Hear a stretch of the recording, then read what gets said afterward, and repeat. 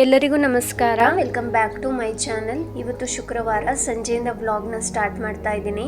ಇವಾಗ ಸಂಜೆ ಆಗ್ತಿದ್ದಂತೆ ಬ್ಯಾಂಗ್ಳೂರಲ್ಲಿ ಮಳೆ ಸ್ಟಾರ್ಟ್ ಆಗುತ್ತೆ. ಈ ಬ್ಯಾಂಗ್ಳೂರ್ ವೆದರೇ ಹಾಗೆ, ಯಾವಾಗ ಯಾವ ರೀತಿ ಕ್ಲೈಮೇಟ್ ಚೇಂಜ್ ಆಗುತ್ತೆ ಅಂತಲೇ ಹೇಳೋಕ್ಕಾಗಲ್ಲ.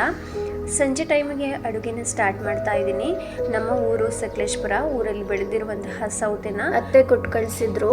ಅದನ್ನು ಇವಾಗ ಸಾಂಬಾರು ಮಾಡೋಣ ಅಂತ ಕಟ್ ಮಾಡ್ಕೊಳ್ತಾ ಇದ್ದೀನಿ. ಈ ಥರ ಹಳ್ಳಿನಲ್ಲೇ ಬೆಳೆದಿರುವಂತಹ ತರಕಾರಿ ತುಂಬಾ ರುಚಿಯಾಗಿರುತ್ತೆ. ಮನೆಯಲ್ಲಿ ನಾವೇ ಬೆಳೆದಿರುವಂತಹ ತರಕಾರಿ ಆಗಿರೋದ್ರಿಂದ ಅದಕ್ಕೆ ಯಾವ ಥರದ ರಾಸಾಯನಿಕ ಔಷಧಿಯನ್ನು ಸ್ಪ್ರೇ ಮಾಡಿರಲ್ಲ.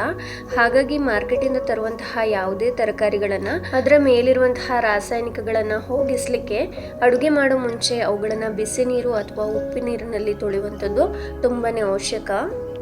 ಸಮ್ಮರಲ್ಲಿ ನಾವು ಅತಿ ಹೆಚ್ಚು ತರಕಾರಿಯನ್ನು ಸೇವನೆ ಮಾಡೋದ್ರಿಂದ ನಮ್ಮಲ್ಲಿರುವಂತಹ ದೈಹಿಕ ಮತ್ತು ಮಾನಸಿಕ ಆರೋಗ್ಯ ಉತ್ತಮವಾಗಿರುತ್ತೆ. ಹಾಗೆ ಇದರಲ್ಲಿ ಜಾಸ್ತಿ ಕೊಬ್ಬಿನಾಂಶ ಇಲ್ಲದೆ ಇರೋದ್ರಿಂದ ದೇಹದ ತೂಕವನ್ನು ನಿಯಂತ್ರಿಸಲಿಕ್ಕೆ ಮತ್ತು ಇದು ನಮ್ಮ ಬಾಡಿಗೆ ಜೀವಸತ್ವ, ಖನಿಜ ಹಾಗೂ ನಾರಿನಾಂಶವನ್ನು ಒದಗಿಸಿಕೊಡುತ್ತೆ. ಇವಾಗ ಸೌತೆನೆಲ್ಲ ಕಟ್ ಮಾಡಿಕೊಂಡು ಒಂದು ಪಾತ್ರೆಗೆ ಹಾಕ್ಕೊಳ್ತಾ ಇದ್ದೀನಿ.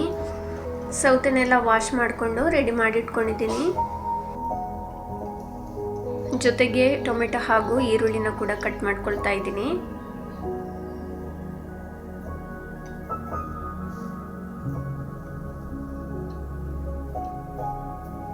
ಇವಾಗ ಸೌತೆ, ಈರುಳ್ಳಿ, ಟೊಮೆಟೊ ಎಲ್ಲ ಕಟ್ ಮಾಡ್ಕೊಂಡಿದ್ದಾಗಿದೆ. ಈ ಸಾಂಬಾರಿಗೆ ನಾನು ಸ್ವಲ್ಪ ನೆನೆಸಿರುವಂತಹ ಹೆಸರು ಕಾಳನ್ನು ಕೂಡ ಹಾಕ್ಕೊಳ್ತಾ ಇದ್ದೀನಿ. ಸೌತೆಕಾಯಿ ಬೇಗನೆ ಬೇಯೋದ್ರಿಂದ ಹೆಸರು ಕಾಳನ್ನು ಮೊದಲಿಗೆ ನಾನು ಒಂದು ಕುಕ್ಕರಲ್ಲಿ 4 ವಿಸಿಲನ್ನು ಹಾಕ್ಕೊಂಡು ಬೇಯಿಸ್ಕೊಳ್ತಾ ಇದ್ದೀನಿ.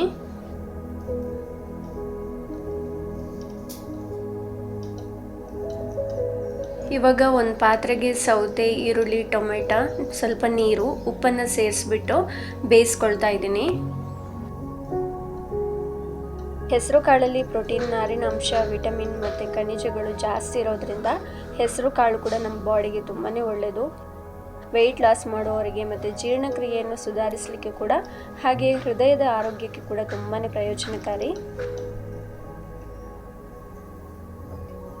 ಹಾಗೆ ಚೆನ್ನಾಗಿ ವಾಶ್ ಮಾಡಿಕೊಂಡಿರುವಂತಹ ತೊಗರಿಬೇಳೆನ ನಾನು ಕುಕ್ಕರ್ಗೆ ಹಾಕ್ಕೊಂಡು ಬೇಯಿಸ್ಕೊಳ್ತಾ ಇದ್ದೀನಿ. ಇವಾಗ ಸೌತೆ ಚೆನ್ನಾಗಿ ಬೆಂದಿದೆ. ಇದಕ್ಕೆ ಅಗತ್ಯವಿರುವಷ್ಟು ಸಾಂಬಾರ್ ಪೌಡರ್, ಚಿಲ್ಲಿ ಪೌಡರ್, ಜೀರಿಗೆ ಪೌಡರ್, ಮೆಂತ್ಯ ಪೌಡರ್, ಕೊತ್ತಂಬರಿ ಪೌಡರ್, ಟರ್ಮರಿಕ್ ಪೌಡರ್, ಹಾಗೆ ಸ್ವಲ್ಪ ಹಿಂಗು, ಹುಳಿ, ಹಾಗೆ ಸ್ವಲ್ಪವೇ ಸ್ವಲ್ಪ ಬೆಲ್ಲನ ಸೇರಿಸ್ಕೊಂಡಿದ್ದೀನಿ. ಈ ರೀತಿ ಬೆಲ್ಲ ಹಾಕೋದ್ರಿಂದ ಸಾಂಬಾರು ರುಚಿ ಜಾಸ್ತಿ ಆಗುತ್ತೆ ಅಂತ. ಇವಾಗ ಆವಾಗಲೇ ಬೇಯಿಸ್ಕೊಂಡಿರುವಂತಹ ಹೆಸರು ಕಾಳನ್ನು ಹಾಕ್ಕೊಳ್ತಾ ಇದ್ದೀನಿ.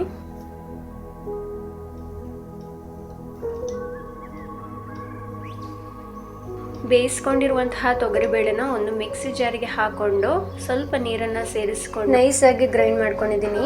ಇವಾಗ ಎಲ್ಲವನ್ನ ಇದಕ್ಕೆ ಸೇರಿಸ್ಕೊಂಡು ಬೇಕಾಗಿರುವಷ್ಟು ನೀರನ್ನು ಹಾಕ್ಕೊಂಡು ಚೆನ್ನಾಗಿ ಕುದಿಸ್ಕೊಳ್ಬೇಕು. ಹಾಗೆಯೇ ಇದಕ್ಕೆ ಬೇಯಿಸ್ಕೊಂಡಿರುವಂತಹ ತೊಗರಿಬೇಳೆನ ಹಾಕೋದ್ರಿಂದ ಈ ಸಾಂಬಾರಿನ ರುಚಿ ಇನ್ನಷ್ಟು ಜಾಸ್ತಿ ಆಗುತ್ತೆ. ಸಾಂಬಾರು ಚೆನ್ನಾಗಿ ಕುದೀತಾ ಇದೆ. ಇವಾಗ ಲಾಸ್ಟಲ್ಲಿ ಇದಕ್ಕೆ ಕರಿಬೇವು ಸೊಪ್ಪನ್ನು ಸೇರಿಸ್ಕೊಂಡು ಒಗ್ಗರಣೆನ ಹಾಕ್ಕೊಂಡೆ. ಅಡುಗೆನ ಮಾಡಿಕೊಂಡು ಮನೆಯೆಲ್ಲ ಕ್ಲೀನ್ ಮಾಡಿಕೊಂಡು ಇವತ್ತು ಶುಕ್ರವಾರ ಆಗಿರೋದ್ರಿಂದ ಪೂಜೆನ ಮಾಡಿಕೊಂಡೆ.